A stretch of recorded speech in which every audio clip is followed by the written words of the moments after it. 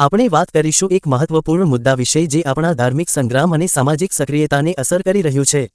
કલયુગના શરૂઆતમાં આપણી સંસ્કૃતિ અને ધાર્મિક માન્યતાઓને પ્રતિનિધિત્વ કરતી આસપાસ દાદા તરીકે ઓળખાતું મહર્ષિ આસ્તિકના મંદિરની વાત કરીએ જે ગોડાદરા, સુરતમાં આવેલું છે।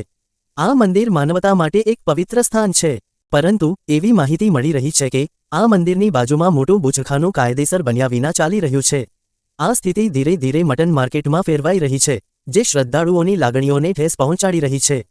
જેને ધ્યાને રાખી આજરોજ ગોડાદરા પોલીસ પીઆઈ શ્રી એચ.એસ. આચાર્યને આવેદનપત્ર આપવામાં આવ્યું હતું, જેમાં આ બુચખાનાને બંધ કરવા માટે માંગ કરવામાં આવી હતી।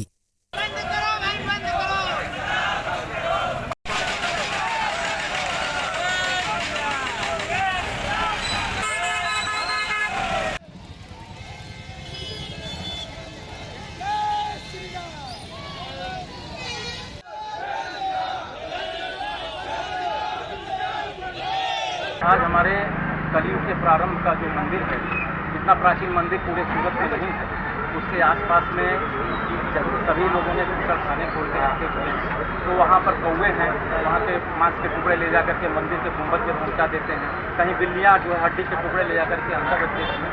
दूसरा नंबर एक बात समझ लीजिए ना कि वहाँ के आसपास में जो आसपास दादा का मंदिर है, वहाँ के करीब में ही बच्चों का छोटे छोटे बच्चों का विद्यालय भी है, और वहीं पे आशा ये जो आंगनवाड़ी होता है ये भी है।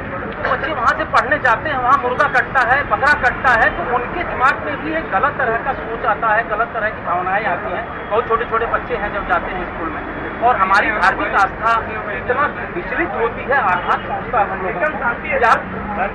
हम मंदिर में जा रहे हैं जल चढ़ाने के लिए, पता चलता है मांस का टुकड़ा है, हड्डी का टुकड़ा है, और ये लोग क्या करते हैं वहाँ पे काटने के बाद जो खराब होता है, जो बिकता नहीं है, वो फेंक देते हैं।